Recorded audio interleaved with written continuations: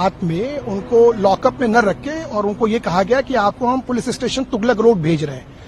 और तो उन्होंने जब उसको और उनसे सहमति मांगी गई तो उन्होंने सहमति नहीं दी, तो उनसे ये लिखवाया गया कि आप फिर लिखिए कि आप अपनी स्वेच्छा से यहाँ रहना चाहते हैं। तो उनको लॉकअप के बाहर गद्दा वद्दा शायद या बिस्तर चादर जो भी है वो दे दिया गया और उनके साथ इनह्यूमन ट्रीटमेंट किया गया।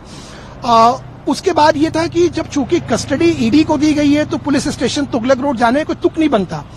तो जब ये पता चला और संजय सिंह साहब को इस बात की कोई एप्रहेंशन था कि भाई क्या कर रहे हैं, क्योंकि आप जानते हैं आप सब लोग एक पॉलिटिकली मोटिवेटेड केस है, तो फिर हमने एक एप्लीकेशन लगाई अर्जेंसी, क्योंकि कोर्ट का आदेश बहुत साफ है कि भाई ये ईडी की कस्टडी में है और जो भी आप ईडी के या पुलिस की कस्टडी में होते हैं तो बहुत सारी जिम्मेदारियां होती हैं। पैरा 15 में संजय सिंह के रिमांड ऑर्डर में भी कोर्ट ने लिखा है कि सीसीटीवी फुटेज के दायरे में इन्वेस्टिगेशंस होंगी।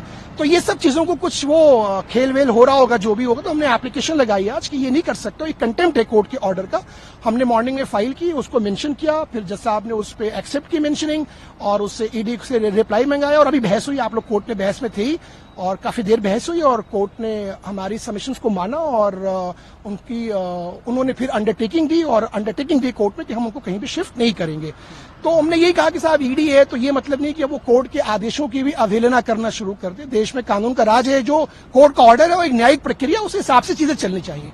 तो ये वो उन्होंने अंडरटेकिंग दे दी। अगर मान लीजिए रात भर के लिए या कुछ समय के लिए अगर उन्हें वहाँ शिफ्ट कर दिया जाता तो उनके कौन से राइट्स का वायलेशन? हाँ, वायलेशन ऐसे होता है कि जब आप अगर पुलिस कस्टडी या ईडी कस्टडी या सीबीआई कस्टडी होता है तो उसमें कुछ कंडीशंस होती हैं। आप लोग पत्रकार हैं, आप जानते हैं कि अगर कोई दुर्घटना हो जाए तो कंसर्न ऑफिसर जिम्मेदार होता है पर्सनली, उस पर मुकदमा चलता है, राइट। तो अब ईडी को कस्टडी दी गई है, ईडी ने कस्टडी लेते वक्त ये कोर्ट से कहा होता है कि साहब मेरे पास जगह नहीं है, मैं इसको तुगलक रोड लेके जाऊंगा, तो शायद कोर्ट वो भी मान जाती। पर लेकिन कोर्ट ने जब आदेश दे दिया तो कोर्ट के आदेश को आप और हम तो नहीं बदल सकते ना, जब तक कोर्ट खुद न बदले। तो ये जो एक तरीका था इसको हमने ऑब्जेक्ट किया बहुत सीरियसली, कोर्ट ने उसको अप्रिशिएट किया और तभी इन्होंने अंडरटेकिंग दी। वरना उनको अगर ईडी को लगता है कि ये ठीक कर रहे थे तो वो उसको वो डिफेंड करते कोर्ट में। आपकी जो एप्लीकेशन थी वो अलाउ हो गई और उनकी अंडरटेकिंग रिकॉर्ड हो गई।